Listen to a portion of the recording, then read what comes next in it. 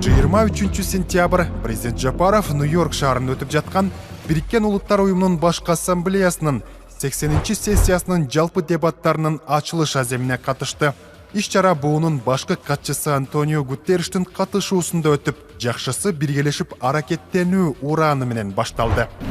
Бириккен Улуттар уюмуна болгон президент Садыр Жапаровдун иш сапары алкагында эки тараптуу жолугушуулары башталганы турат. Бул биринчи жолугушуу Намибиянын президенти Нетумба Нанди-Ндаитва менен эки тараптуу жолугушуу мерчемделген. Азыр болсо биздин делегация президент Садыр Жапаров азыр ушул эки тараптуу жолугушууга даярдык иштерин көрүүдө.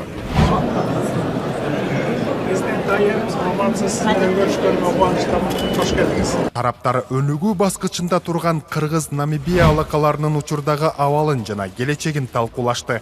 Эки мамлекеттин кызыкчылыктарына жооп берген эки жактуу жана көп тараптуу кызматташтыкты кеңейтүүгө болгон өз ара кызыктарлыкты баса белгилешти. Эки өлкөнүн ортосундагы дипломатиялык мамилелер 2000-жылдары түзүлгөн.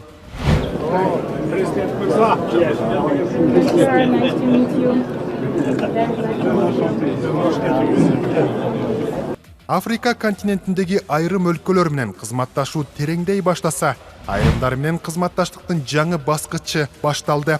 Маселен, Габон менен дипломатиялык мамилелерди орнотуу жөнүндө биргелешкен коммюнике кол коюлду. Президент Жапаров жана Габон президенти Брис Клютер Нгема эки өлкө ортосундагы мамилелер калыптануу жана өнүгүү стадиясында экенин белгилешти.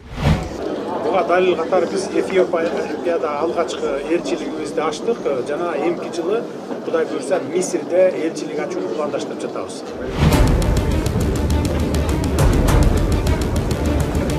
Президенттин протокол кызматы андан аркы жолугушууну уюштурууга шашып жөнөдү.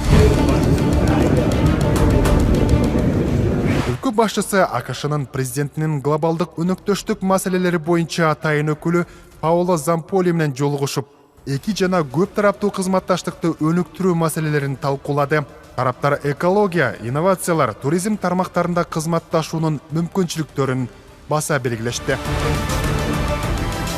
Тыным да жок, тынычтык да жок. Президент Жапаров буунун башкы ассамблеясынын 80-чи сессиясынын жалпы дебаттарына сөз сүйлөөгө шашып бара жатат. Казакстандын мурдагы тышкы иштер министри коллегасы менен амандашканга үлгүрдү.